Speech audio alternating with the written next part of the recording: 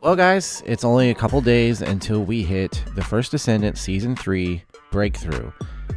I talked about it a little bit in my last video, which was highlighting Luna and a little bit of what's coming for her in Season 3. Ultimate Luna is on the way, and some other updates. But right now, I just want to talk about how excited I am for the new content we're getting, the roadmap ahead. I've never seen a game, online or otherwise, have such a robust lineup for a single season. Not only are we getting new ultimate characters, like we mentioned Ultimate Luna, we're getting a new regular character, that would be Nell. She looks like she might be my favorite character once I figure her out. I've played the demo a few times. The last couple times were weeks ago, so I'm still adjusting, still getting the hang of it. I think once I have her like actually playable as my own character to customize and use out in the battlefield, it'll be a little bit different thing versus just running through the demo in a preset scenario with preset weapons and components and all that sort of thing. However, what we do find out is that she uses telekinetic powers, and these telekinetic powers are basically meant to improve her weapon damage and capabilities, and also to, in a lot of ways, like weaken and like round up her enemies. I think that's actually going to be a lot of fun. That's a very generalized analysis of what she does. Besides that, we have this massive new battlefield called Axiom, and it's very much a wasteland. Something crazy happened here, I'm assuming, like with most of the world. There's going to be random facilities and outposts that we encounter, plenty of open space, and then there's whole new ways that we will encounter enemies and have to fight them.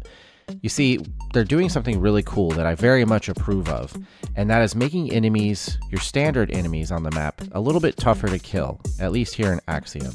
Instead of just being little bullet sponges that are wiped out very easily, they're going to have the ability to adjust to certain attributes, and to overcome that, you have to be able to destroy certain like spawn points on the map, and there's other nodes that you can destroy that, you know, influences the attributes that they're adapted to, and then you can go back to killing them. And of course with Nell, you have the abilities to use your ESIV or ESIV or however it's supposed to be pronounced to give yourself these new weak points for them and for her abilities. Obviously, we're also going to get the hover bike, which is an awesome an awesome new feature.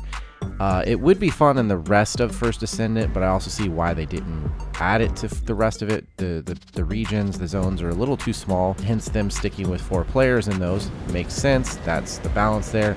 But maybe with Axiom, we'll see this become a little bit more regular going forward. Axiom looks pretty awesome as an area, and of course, we haven't even touched it yet besides the fairly small area that's in the demo. And when I say fairly small, it's still a large area. You could tell the whole thing is much more expansive.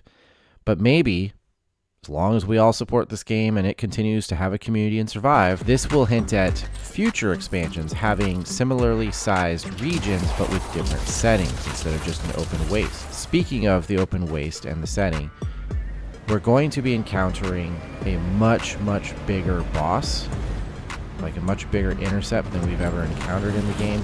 And of course, this is where we're going to need those 8 players and all kinds of coordination. Looks like it's going to be a lot of fun, though. We only get a taste of it. We sort of get to fight it in the demo, but then we get, you know, teleported away and get a cutscene. Overall, though, everything that is coming in Axiom is really exciting. But then we're still, you know, looking forward to a whole bunch of new cosmetics. The first collaboration will be with, of course, Nier Automata, and we're going to get the outfits for the characters there. Those look pretty awesome, actually. As much, I'm not like a huge fan of that game. It's a great game. It just, I didn't really get into it that much. There's a lot of convoluted stuff going on there. But either way, the outfits are going to be great for the First Descendant.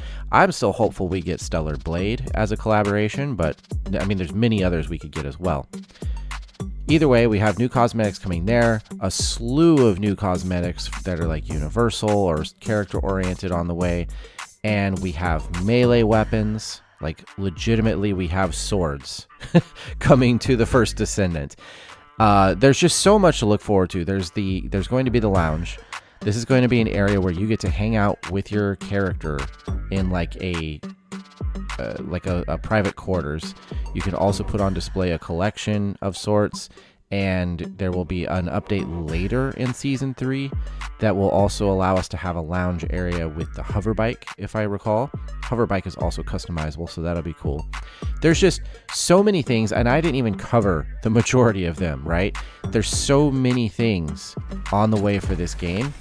If you have not, like I said before, if you have not tried the first Ascendant, or if you did early on and left the game at any point, right? Now is going to be the time to come back to it. There is going to be so much to explore, so much to enjoy. There's quality of life improvements all over the place.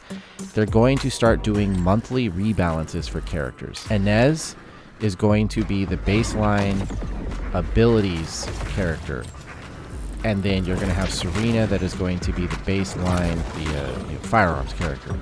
And they're going to, like, as the month progresses, they're going to come back to each character and essentially like reevaluate how people are playing them and readjust things to continue to keep things fun and keep things balanced. So there's just a lot of effort that they're putting into this game between content, new things to do, quality of life, new characters, new types of abilities, new cosmetics, vehicles. Just, there's so much to look forward to. And I will never stop being enthusiastic about this game. I really hope that you give it a shot or come back if you haven't, or if you're a current community member, stick around. And I encourage anybody who has spent any length of time in this game and wants to see it continue to do well and bring in new players, don't just play with your group of friends. Don't just play with other high-ranked characters. When you're in Albion and you encounter like lower level mastery players, like, I don't know, introduce yourself to them. Try to see if anybody needs help. And I'm not talking about like, pay to carry or any of that kind of stuff. Try to see if anyone legitimately needs help with the game, understanding how different mechanics and features work. There's so much more now than there was at launch, and it would be easy for a new player or even a returning player to get lost. It's great that we have this stuff, but I feel like it is also kind of the responsibility of the community to guide new people through it. I know that they're going to do some of that in the coming season to try and get new players up to speed and a little bit better equipped to enjoy the game. But still, it's a community-based game. So let's be welcoming. Let's try to help new people have fun, or people that are a little bit more casual. If that means carries, that's fine. If that means just like walking them through mechanisms of the game, that's going to be even more important, and just making them feel like people that they're playing with care about the game and care about them joining in the game.